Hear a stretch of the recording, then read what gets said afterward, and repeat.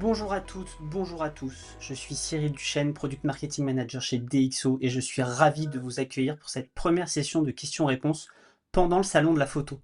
Nos experts y étaient ce matin, ils ont pu profiter pour vous rencontrer, pour profiter du salon, de cette effervescence et battre le pavé en même temps que vous de cet événement européen de la photo. Bien évidemment, vous nous avez envoyé des centaines de questions. On ne pourra pas répondre à tout en live. C'est aussi pour ça que nous avons fait 4 sessions, une par jour par rapport au salon de la photo. Tous les soirs, on se retrouvera à 19h en direct pour parler photo, pour parler matériel et parler exposition.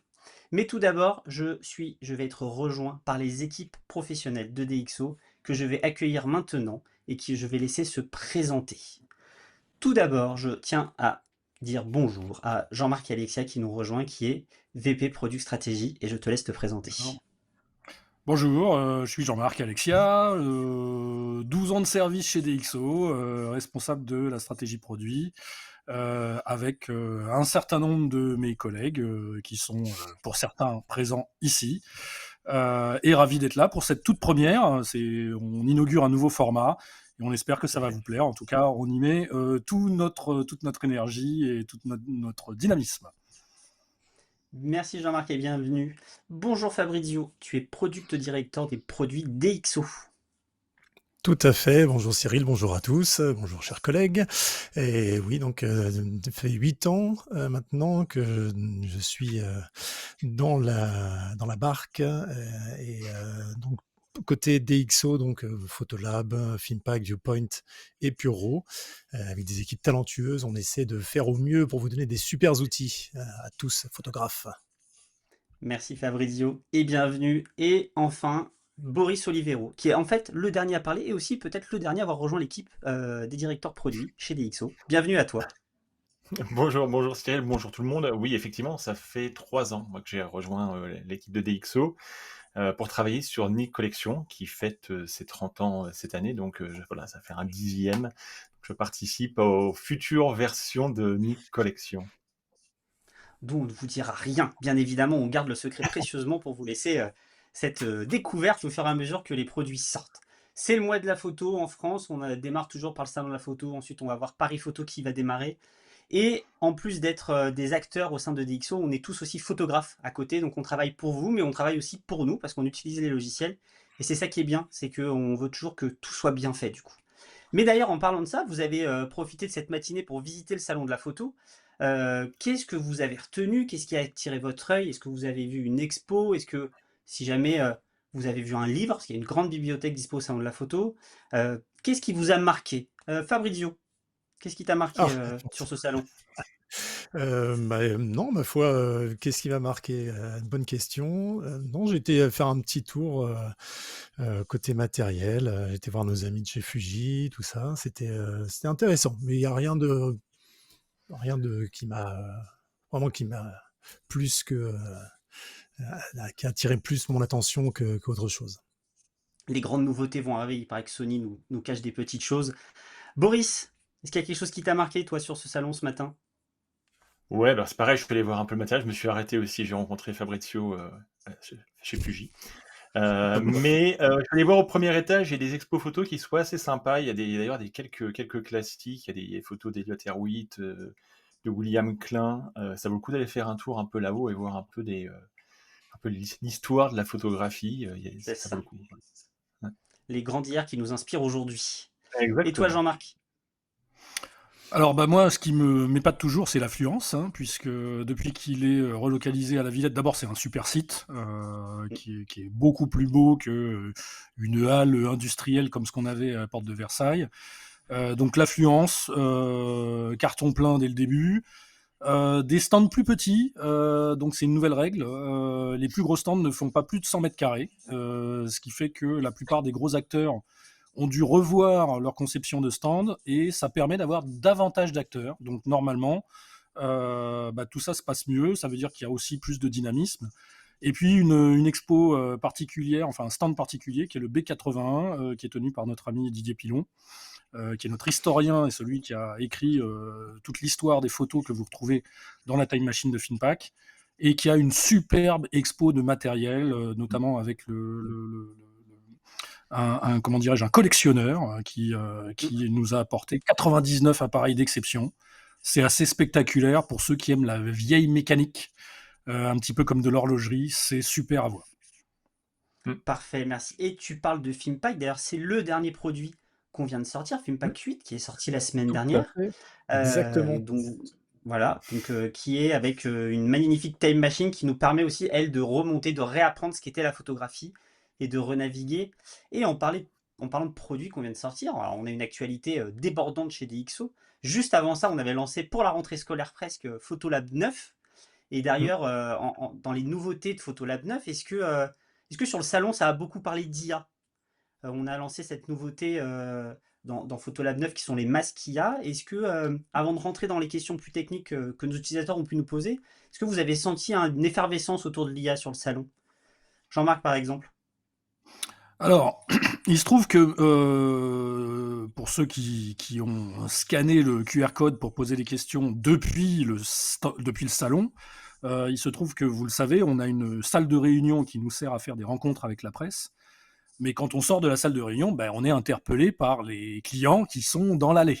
Donc, il s'est avéré, c'est pour ça que j'étais moi-même un petit peu en retard sur ce live, en tout cas sur la mise en scène, mise en place. On a beaucoup parlé d'IA parce que ben, cette nouveauté AI Mask, Mask IA de Photolab 9, d'abord, pour une certaine frange des utilisateurs, ben, c'est tout nouveau. Ça veut dire que DxO fait enfin de l'IA.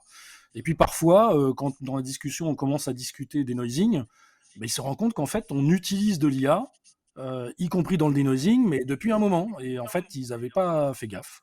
Donc, ça parle effectivement IA, c'est bienvenu. La plupart des gens comprennent le bénéfice qu'il va y avoir directement sur les presets, donc appliquer un traitement d'une image à l'autre bah, par relocalisation automatique grâce à l'IA des outils. Et ça, c'est vraiment quelque chose d'appréciable. Parfait. Et du coup, donc on a intégré cette fonctionnalité. Et c'est là où toi, du coup, Fabrizio, c'est ton produit, Photolab 9, les masques Mmh. IA. Est-ce que ces masques IA, on a des clients qui nous demandent, est-ce que ça me permet de sélectionner par exemple uniquement le ciel, de facilement détourer une silhouette ou un objet pour le faire mieux ressortir du fond? Est-ce que c'est ce type d'outil qu'on a mis en place, enfin surtout que vous avez mis Ex en place dans Ouais, ouais, Photolab? exactement.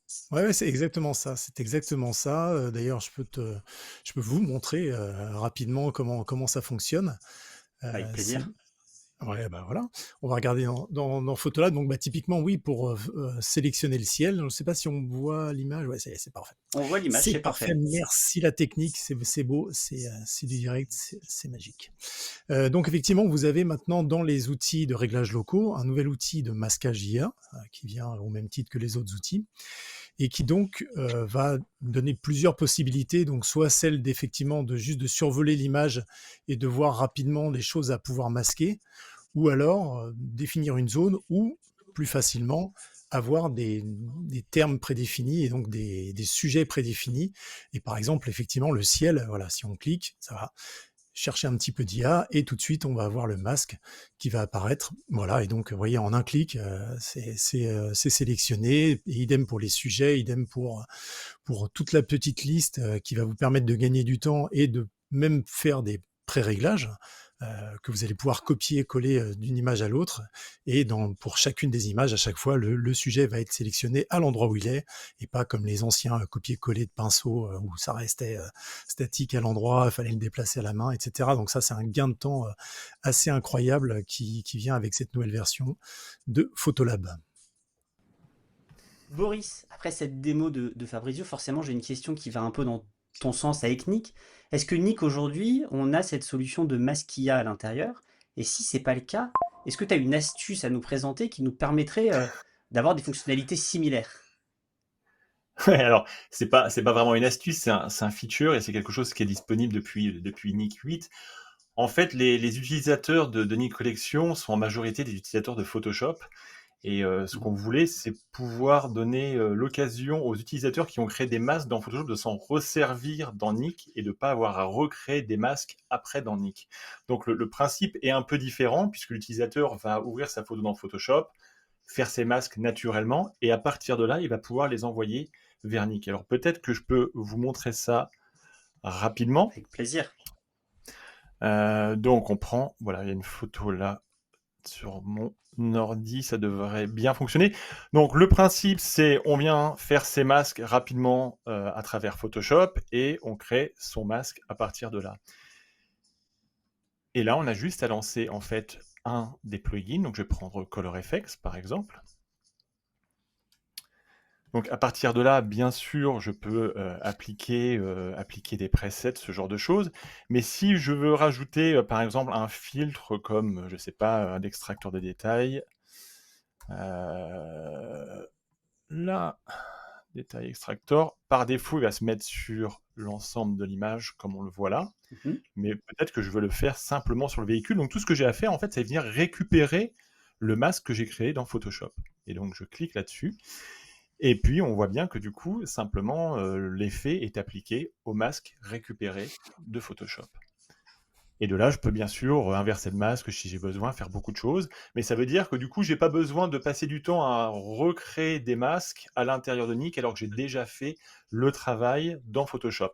Et à l'inverse, maintenant, ce qu'on peut faire, c'est il y a les local adjustments, il y a les ajustements locaux dans Nik, donc il y a les control points, les control lines.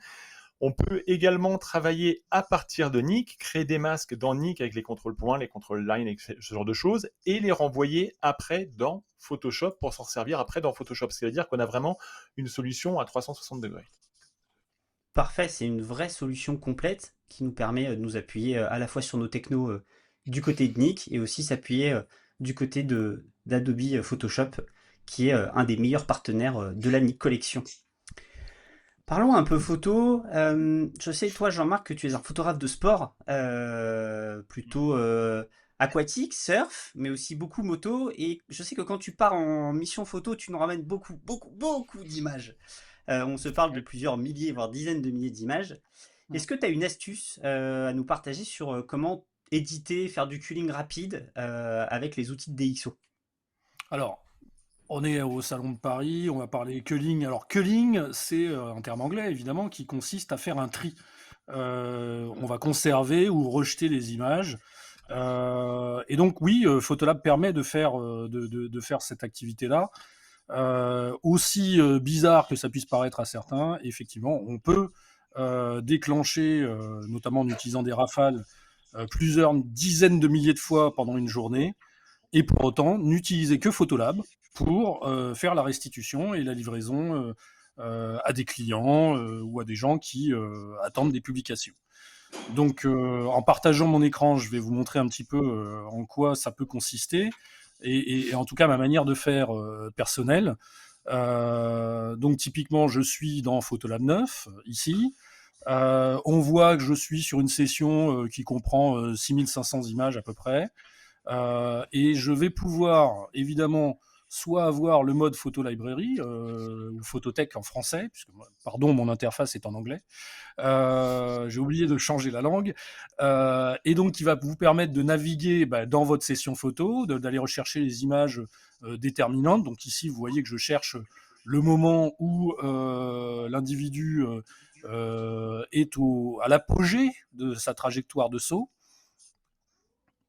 Voilà, et donc je vais pouvoir faire ce qu'on appelle un pick and reject. Donc si celle-ci ne me plaît pas avec des raccourcis clavier P ou A, je vais pouvoir pick, c'est pour prendre, conserver. Vous voyez en bas le petit voyant vert qui dit je vais conserver cette image. X pour rejeter. Alors évidemment celle-ci je la conserve, mais peut-être aussi celle d'après, donc je vais lui mettre également un P. Et de proche en proche, relativement rapidement, je vais pouvoir indexer toutes mes images, comme ça, celles que je veux conserver, jusqu'à l'écrasement des suspensions, par exemple.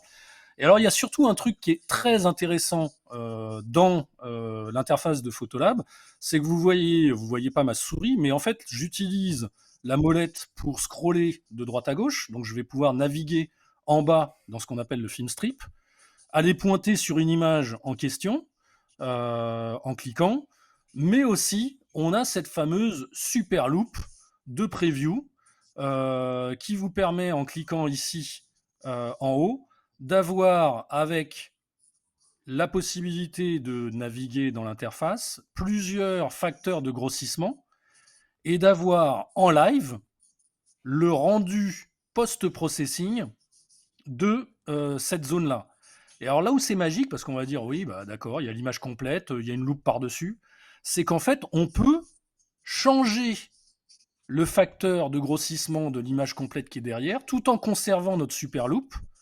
Et on peut même déplacer la super loupe pendant qu'on déplace le fond.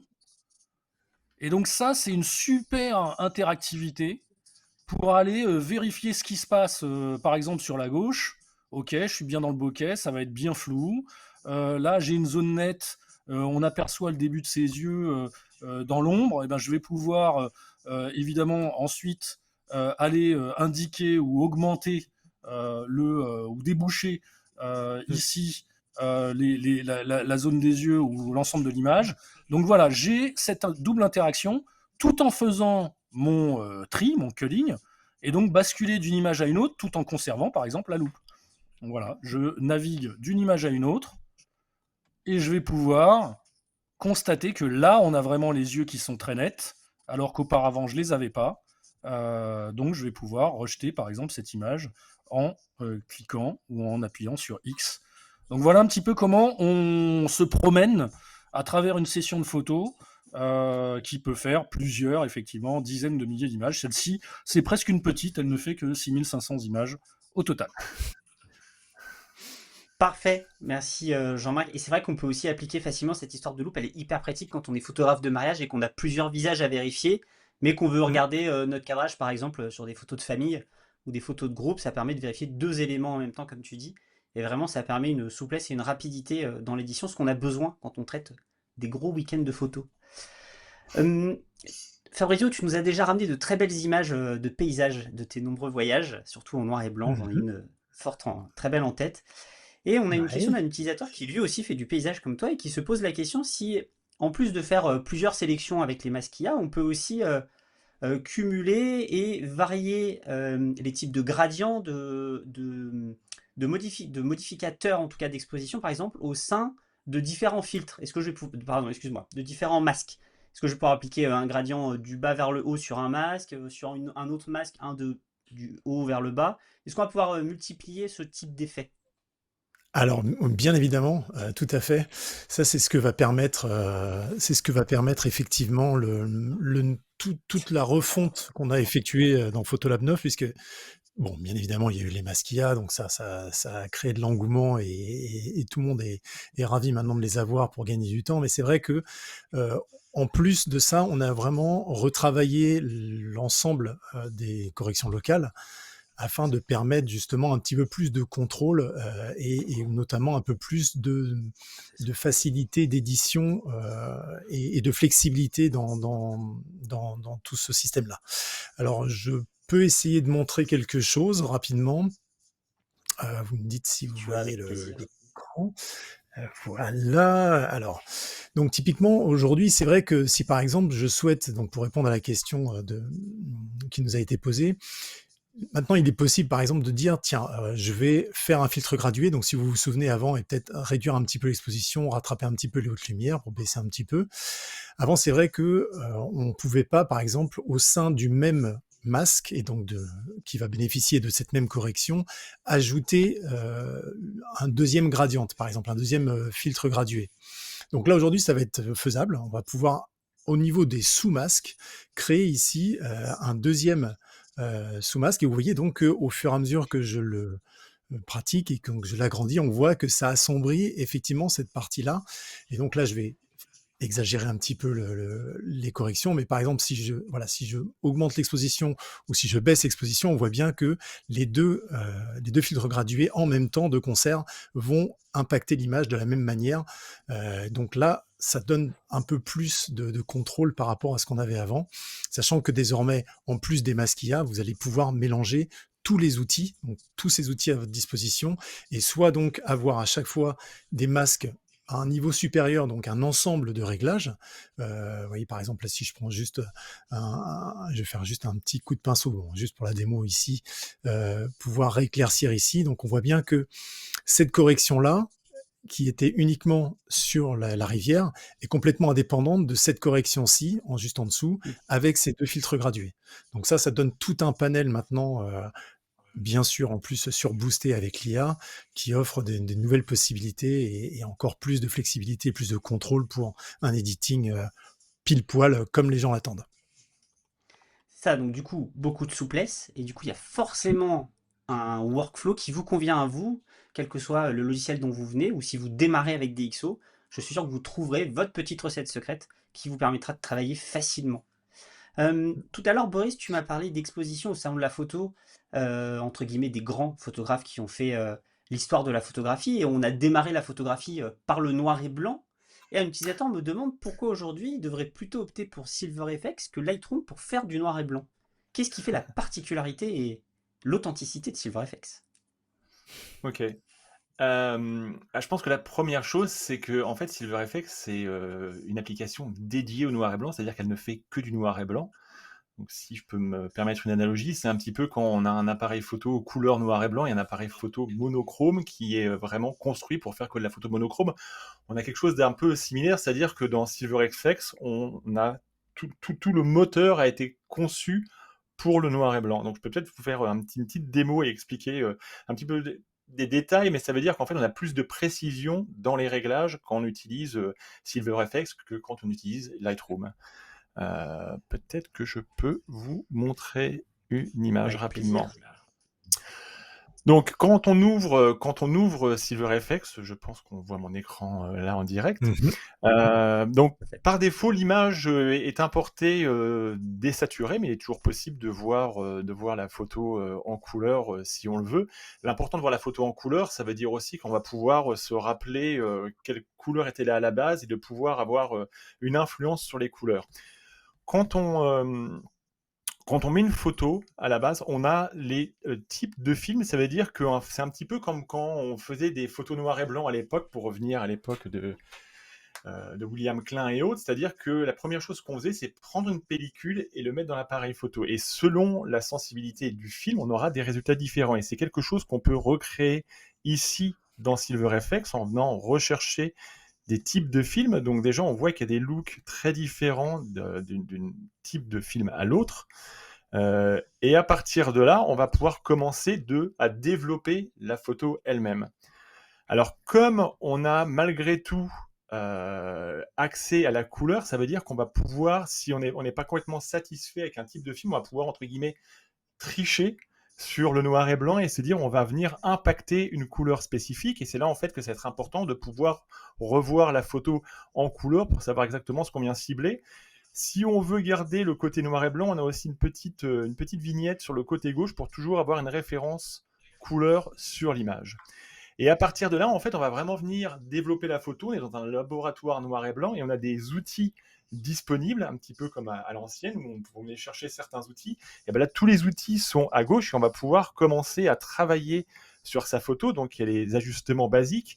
Et même à l'intérieur des ajustements basiques, en fait, on va avoir des choses comme la structure qui vont être beaucoup plus fines. On va vraiment pouvoir travailler sur ce genre de choses. Et comme on a des ajustements locaux, on peut même cibler des parties de l'image. Donc, ça veut dire que je vais pouvoir rechercher les yeux, par exemple, et travailler sur la luminosité, voilà, ce genre de choses, renforcer la structure spécifiquement pour les yeux.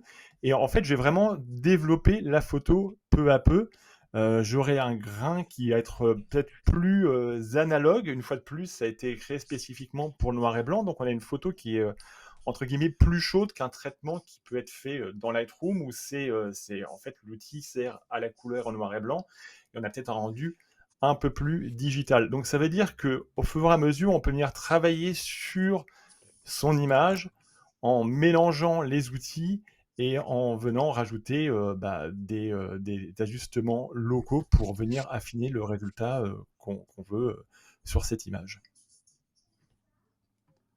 Ça sentirait presque la chimie. On est à deux doigts du labo photo, on se retrouve nos petites palettes, nos petits outils de masquage comme on avait avant, et il manquerait plus qu'un système odorifique qui sorte de l'ordinateur et on est dedans. Ouais, un peu, ouais. On a parlé IA, on a parlé bien évidemment noir et blanc photo, et aujourd'hui avec l'IA quand même une crainte. Alors nous, pour l'instant chez DxO, on s'en éloigne un peu, nous ne faisons pas d'IA génératif. L'IA est un outil d'assistance au service du photographe. Donc on a l'IA à travers ce qu'on appelle le deep learning, qu'on va retrouver dans les algorithmes de denoising et de demosaicing. On va avoir l'IA qui va faire la sélection pour nous. Et la crainte qu'on peut avoir, qui est une question un peu plus généraliste, un peu plus philosophique, est-ce que, et là vous êtes tous interviewés sur cette question, est-ce que vous n'avez pas la crainte que trop d'IA générative à un moment nuise un peu à la pratique et à l'authenticité de la photographie? Est-ce que la photographie va toujours exister demain ou est-ce que l'IA va complètement remplacer le photographe? Allez, qui se lance? Jean-Marc. Allez, qui se commence? Ben voyons. Alors, donc, non, j'ai pas cette crainte-là. Moi, d'abord, j'ai une pratique photo j'ai envie de dire, de personnes qui aiment le matériel. En fait, le photographe a un rapport particulier à l'outil, un petit peu comme un pratiquant d'un instrument de musique rechercherait une virtuosité. Donc, il y a quelque part, d'abord, c'est souvent de beaux objets. On peut parler, à l'époque, on appelait ça le panda design. Vous savez, ces appareils, ces équipements bicolores, mêlant du cuir et de l'aluminium, d'où la couleur un peu à la panda, blanc et noir. Et c'est ce qu'on appelle le panda design. Donc, le rapport qu'on a à l'équipement, et il n'y a qu'à se promener au salon de la photo pour voir que d'aucuns arborent son plus gros objectif autour du cou lorsqu'ils se promènent avec fierté. Il y a aussi maintenant les sacs photos. Ça devient un objet d'attention particulier. Les gens ont les plus beaux sacs photos avec des marques souvent pas très économiques en termes d'accès à des technologies, à de la protection, etc. Mais ils adorent aussi bien protéger leur matériel. Et c'est justement le point. C'est que le génératif, c'est quelque chose, c'est quand on veut obtenir une image, mais avant d'obtenir une image, il y a beaucoup de gens, beaucoup de photographes qui veulent capturer un instant. En anglais, on dit même snapper, on dit plus shooter.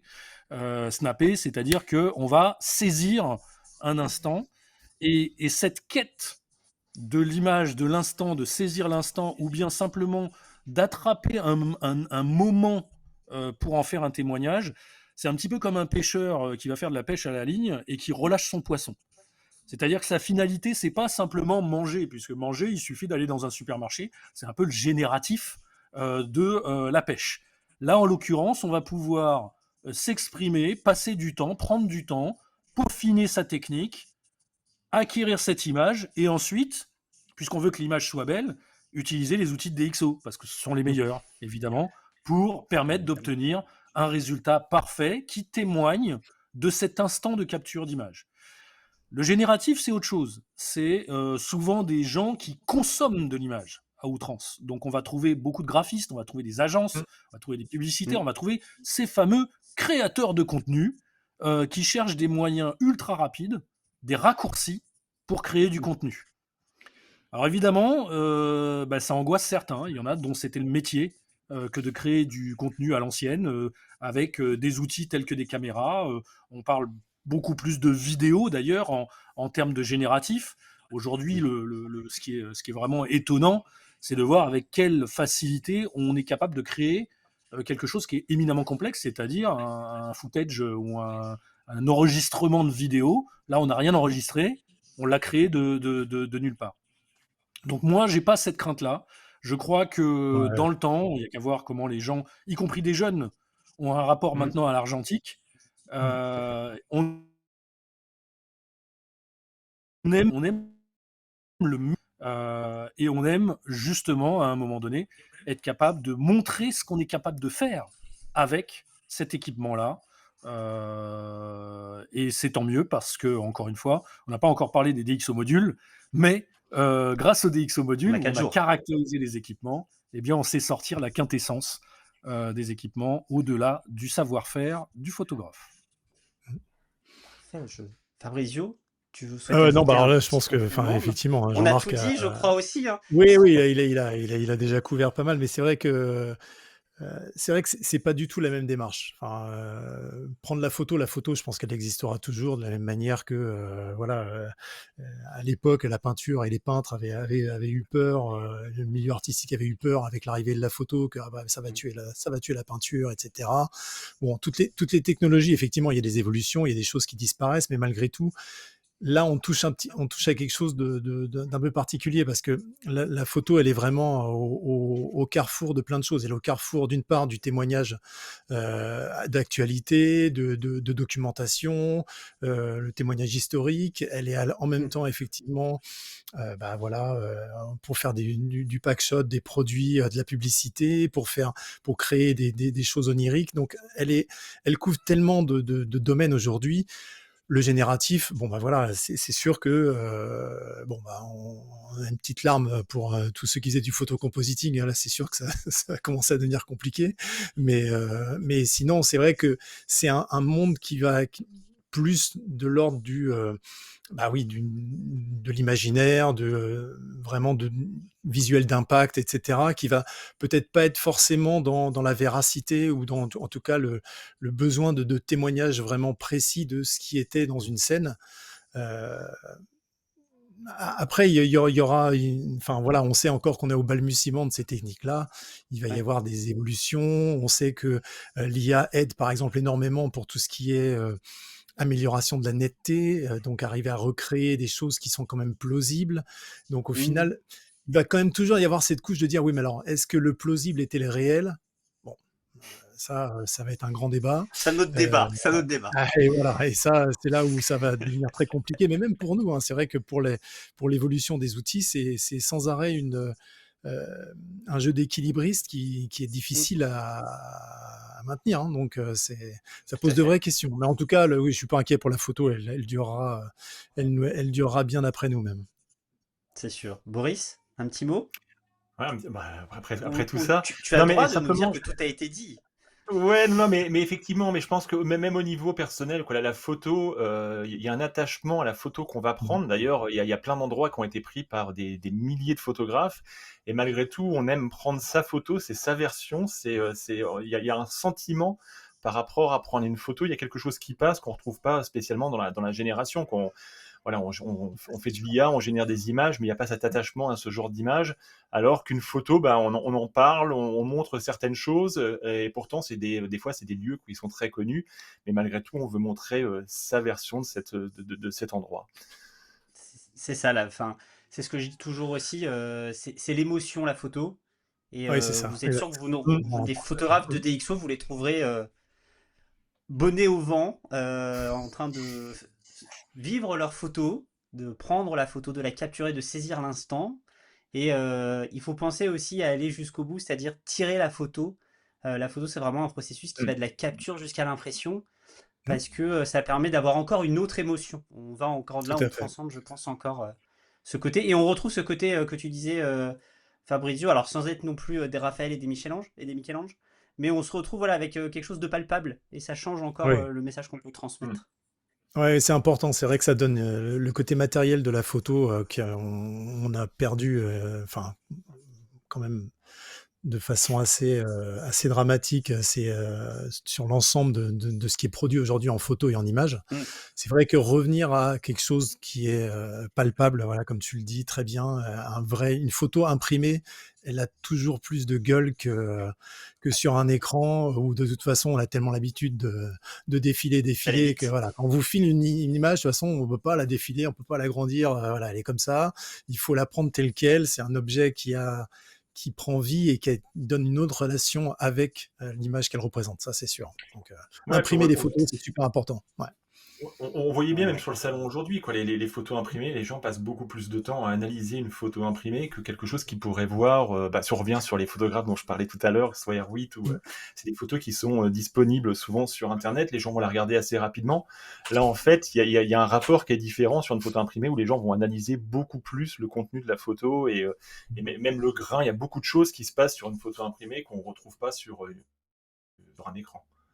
Mais là, ça bouge un peu de conversation quoi, par rapport à l'IA, mais ouais, effectivement, Non, l'impression est non, super mais importante. on est des passionnés, on sait qu'on peut rapidement ouvrir le débat et durer des heures, mais il est l'heure de nous quitter pour ce soir. On n'a pas pu répondre à toutes les questions, mais ne vous inquiétez pas, nos équipes ont été briefées et vous apporteront vos réponses si on n'a pas répondu là dans ce live. On se retrouve demain soir à 19h. On se retrouvera aussi samedi et dimanche pendant le Salon de la Photo tous les soirs à 19h. Donc n'oubliez pas de vous abonner et d'activer les notifications pour être sûr de nous retrouver en live à 19h. Je vous remercie, messieurs, Jean-Marc, Fabrizio, Boris. Bonne Merci soirée. à tous, merci À Ismaël. demain, on se retrouve. Et je vous dis à demain pour une nouvelle session. Merci. Merci, au Merci, revoir. au revoir.